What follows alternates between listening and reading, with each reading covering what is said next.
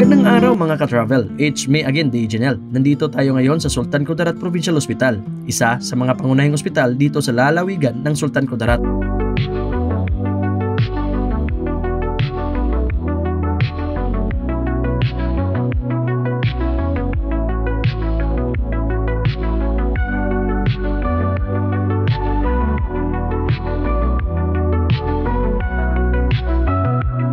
Tara, samahan ninyo ako at ating alamin kung ano ang mga serbisyong handog nila sa mga mamamayan.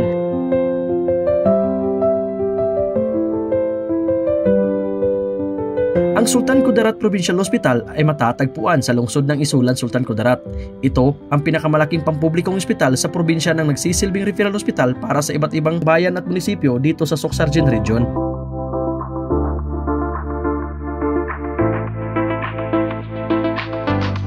Dito makikita natin ang iba't ibang departamento tulad ng emergency room, outpatient department, laboratory, radiology at iba pang specialist unit. Mayroon din silang mga doctor, nurse at medical staff na handang nagbibigay serbisyo araw at gabi.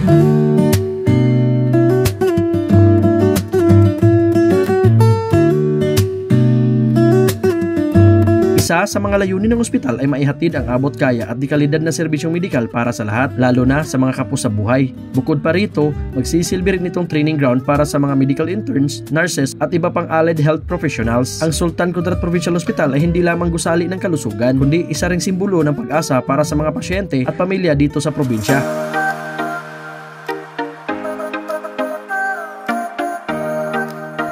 Kaya, kung kayo ay nasa Sultan Kudarat at nangangailangan ng serbisyo medikal, andito ang ospital na bukas para sa lahat. Ako si Dijanel at ito ang ating munting vlog dito sa Sultan Kudarat Provincial Hospital. Huwag kalimutang i-like, i-share at i-follow para pa sa ibang lokal na biyahe at kwento. Hanggang sa muli, it's me again, Dijanel!